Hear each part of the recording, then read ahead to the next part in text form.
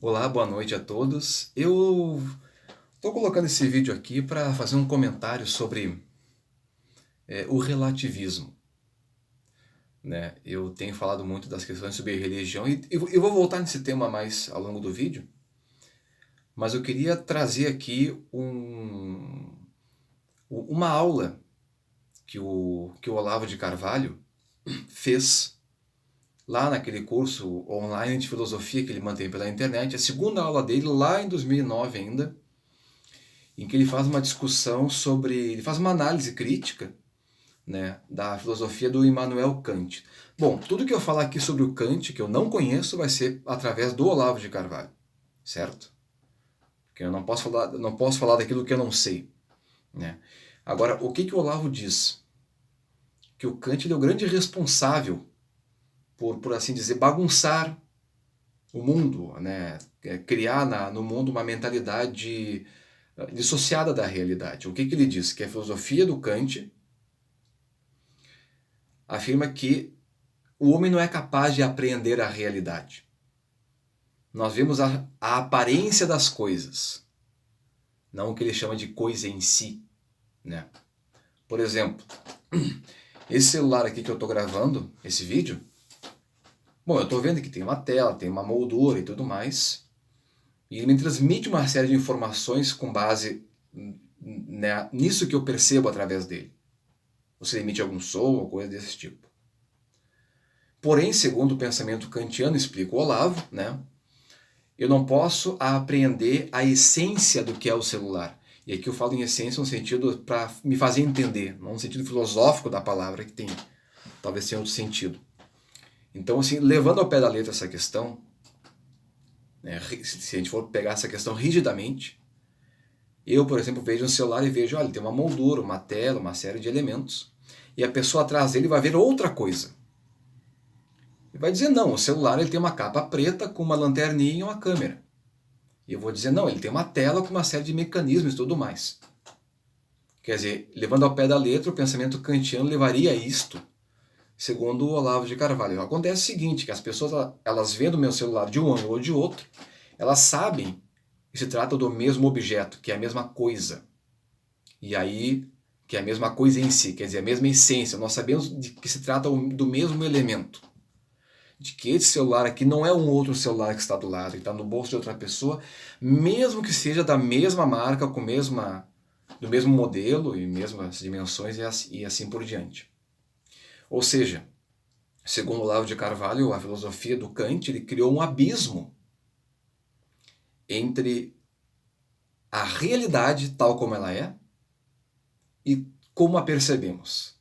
Ou seja, eu vejo o mundo, mas não o mundo real, eu vejo a aparência do mundo. Ou seja, entre eu e a realidade, entre eu e a verdade, que é o conteúdo que a realidade transmite, existe um abismo intransponível do qual nós não podemos saltar.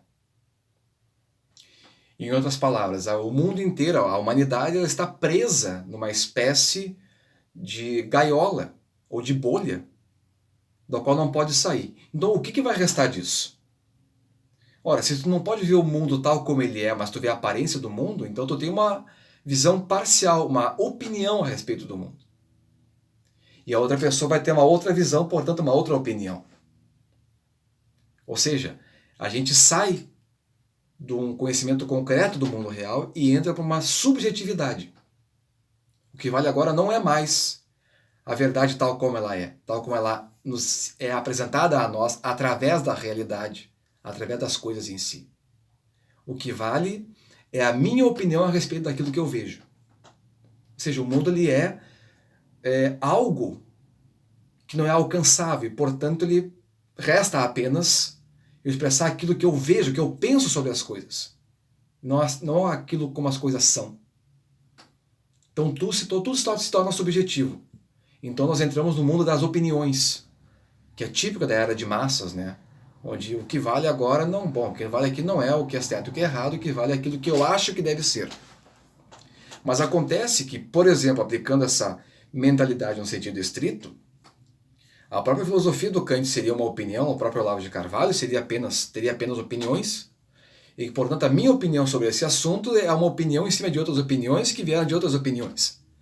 Quer dizer, é um ciclo de loucura que vem de tempos imemoriáveis, do qual nós não sabemos nem de onde começou e que no fundo tudo é falso, porque tudo fala de opiniões e aparências. Ou seja, que vale apenas aquilo que eu acho que é. Ou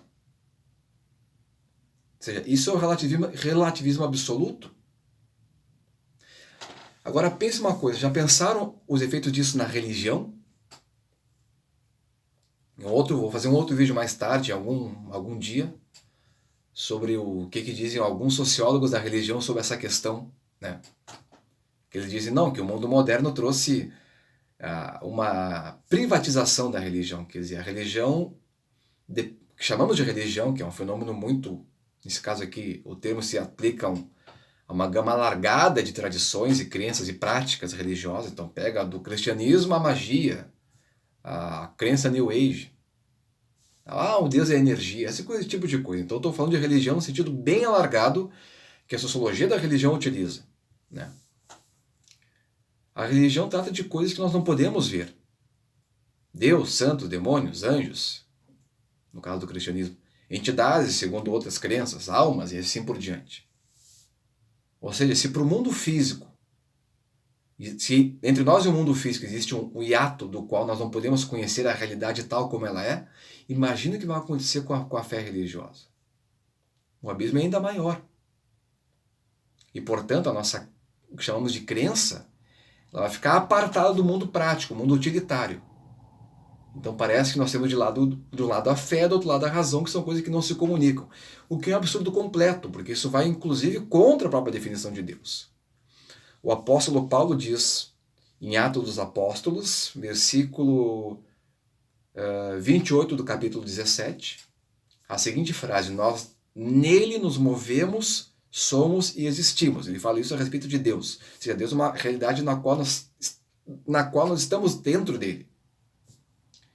Portanto, a percepção da realidade, a razão humana, inclusive, elas são aspectos internos do próprio Deus. Certo? Não pode haver distinção, separação entre fé e razão de forma estanque, de forma que nenhum dos dois lados se comunique.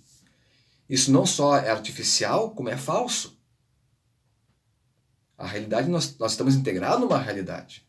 E segundo o Olavo de Carvalho, explicando essas coisas com relação sobre a nossa relação com o mundo, o Kant estaria errado porque nós percebemos as coisas diretamente. Ver a aparência das coisas é ver em sua essência, é ver a coisa em si.